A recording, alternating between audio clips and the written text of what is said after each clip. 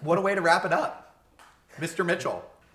I think, it's awesome to be able to bring this whole thing back full circle and all talk about this. For a little bit of background, when we were first forming the Charlie Fund and first doing all of this work, Henry, who's part of a wonderful team at a company called Still Life, I struggle to even call it a company, a community called Still Life, we were talking about these ideas. And, immediately after we lost Charlie, we had the chance to work on Still Life's kind of outward messaging. And we all had a lot of conversations around that, and emotional granularity kept coming up. And we kept talking about all of this work, and you kept really prompting us to read Dr. Lisa Feldman-Barrett's work and just dive into that. And through it, we really found the Charlie Fund's mission. You become infinitely better at addressing your feelings when you can identify them. And so it's really awesome to be able to bring it all back home and kind of talk about this idea together. So I think no better person to write the definition, if you would like to take a moment and real quick for us, define emotional granularity and what it means to you. So I think the best place to start is to split emotional granularity into what is an emotion and what is granularity. So an emotion seems to be a mental reaction that is a feeling sense, and it's conscious, and it's immediately available to you, right? And it's a reaction, tends to be, to either internal or external stimuli. And then granularity, getting granular, grains, that's where it's like it's all similar language. It's basically how precise something is. It's how let me think. Yeah, if you're getting more granular, it's getting smaller. You're more precisely able to understand the resolution of something.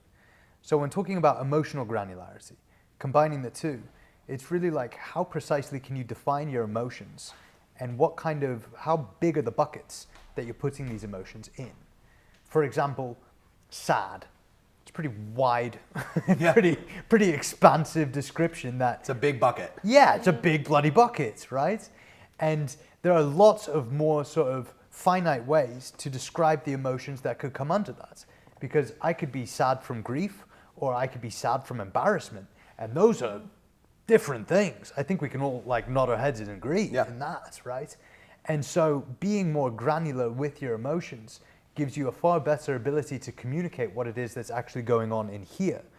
And when you can communicate what's going on in here to other people, then we're off to the races, because then we get communication, the word from the Latin communicare, to make known. You are making known what's happening on your own little island universe to other people in their island universes as well. And that provides a lot more leeway, a lot more flexibility, a lot more ability and power to actually do something about what it is that's actually going on.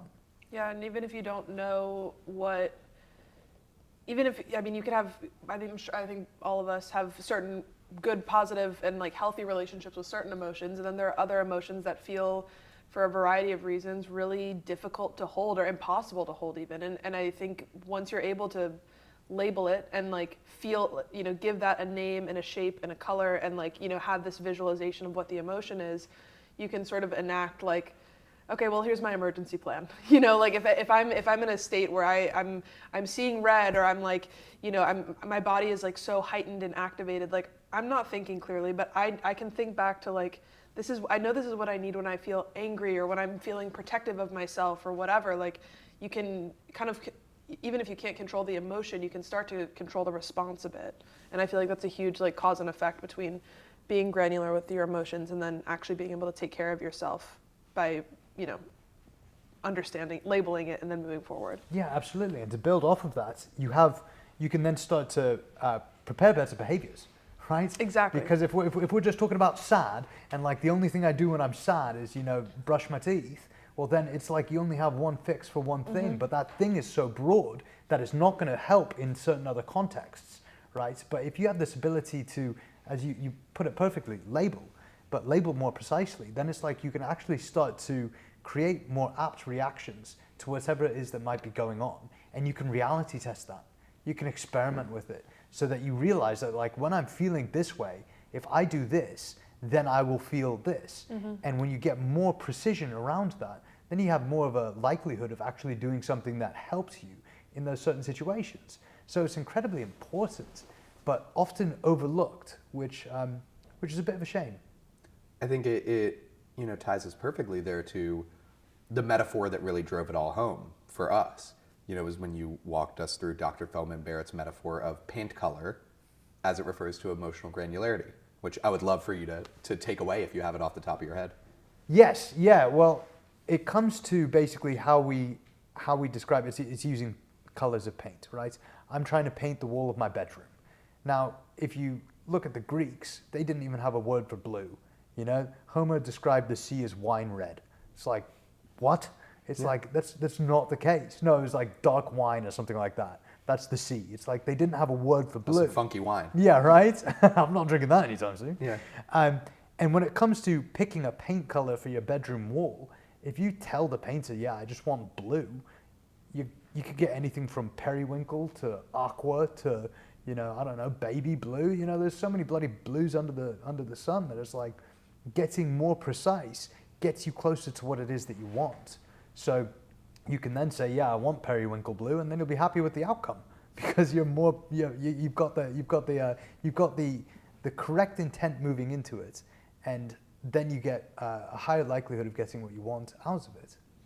I think it's also a really interesting practice because it's a lot like you practice stillness, which, for the sake of simplifying it here, is presence. It's the idea of becoming present, and it's similar in that you never reach an endpoint with emotional granularity or with anything worth practicing, you could argue. You continue to do it and do it and do it and go deeper, and then your life changes. That's what's so interesting about emotional granularity is sometimes life hits the reset button for you. Whether it's, circumstance that's out of your control, it's grief, it's, change in scenery, it's this, that, the other. You have to rebuild your emotional vocabulary. And I think what always inspires me about your approach to things is everything is process driven. Every single thing is process driven from start to finish.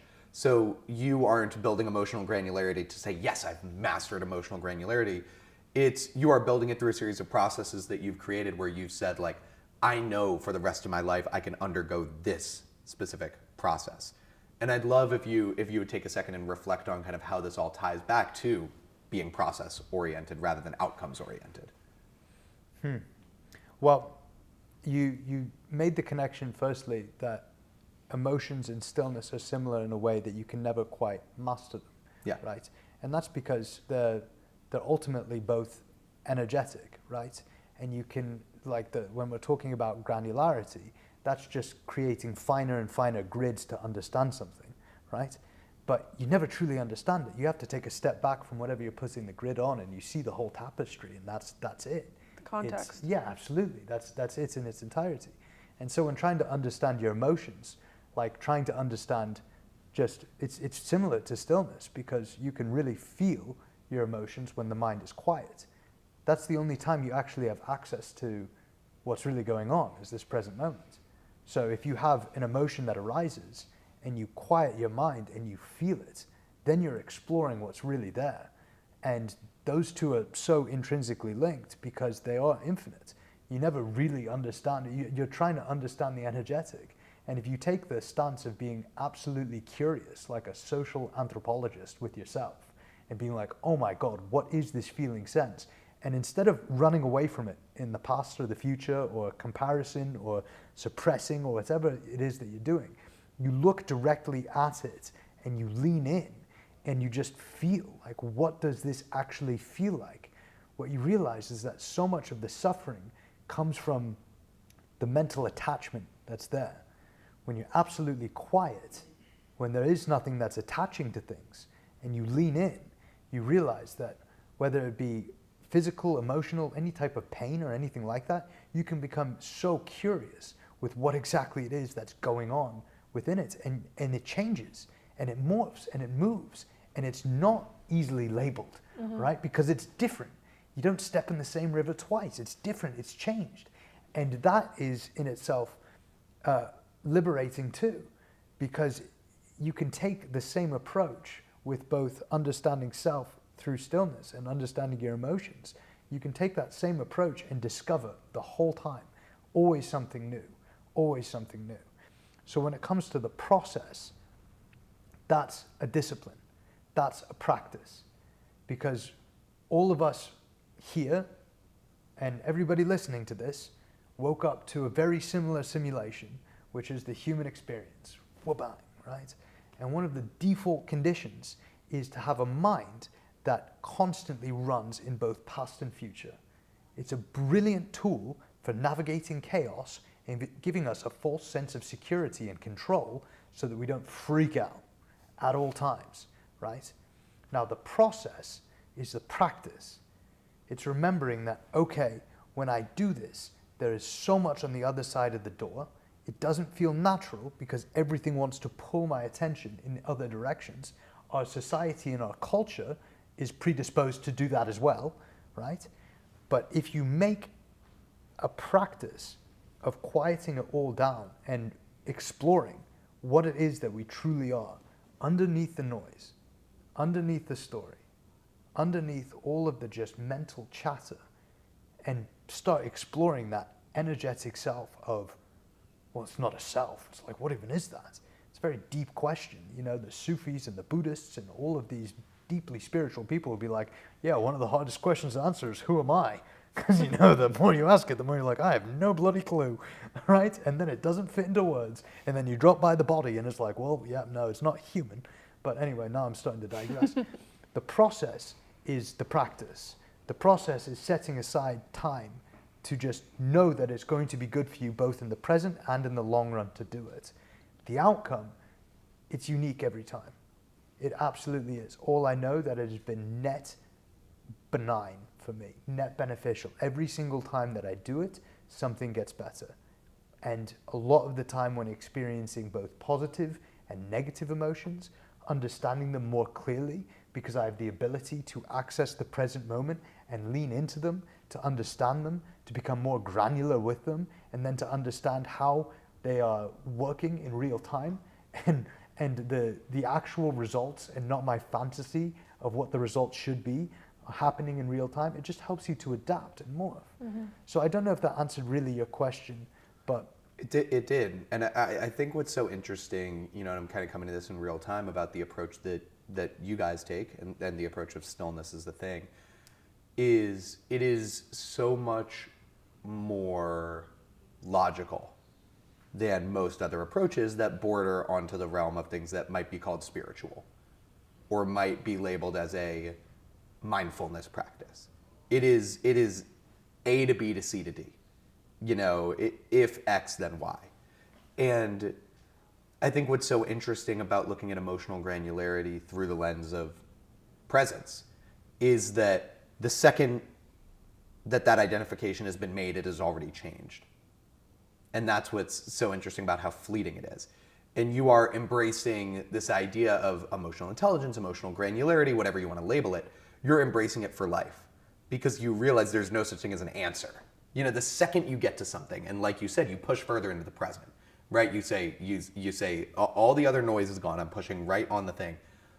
By the time you come back to the thing again, it is completely changed. And I think that's it's so interesting about it is the ability to do it every day is what makes it so interesting. And eventually you stop doing it consciously. I think that's what's so interesting about how you guys practice mindfulness and how you guys, you know, practice presence is this idea that it just starts to happen at a certain point. At a certain point, it just happens to you, with you, around you. And, you know, there's not really a question there, but just reflecting on how emotional granularity plays into that same thing of you don't wake up and say, it's time for me to do my, you know, feelings wheel identification today. It's just a thing you eventually start to do as you consume it more. There was something that you said earlier about like, and this is piggybacks perfectly off of what you just said, Max, is like being present with the emotion allows you to sort of like, okay, we're picking up this like pretty heavy, sometimes ugly box, and like, what does it look like on the bottom? Let me turn it around, let me feel it in my hands, and like, that's what labeling sort of allows you to do and build a relationship with that emotion. And like, you know, we had people spinning the feelings wheel all day, and I think probably like 3 or 4 people, it landed on jealous. And it's funny, I think everyone's reaction was pretty similar, like, oh, like I don't wanna go everyone, there, yeah. Yeah, everyone kind of like shrugged their shoulders, like, well, shit, I wanted loving, I wanted joy. I wanted creative. Yeah, and it's like, and you're absolutely right. It's like we're conditioned to see jealousy as like this like ugly feeling. And I think if you're able to pause, what you've been told about jealousy in the past, or like what you are, perceive it as, and like you just look at it as a thing, like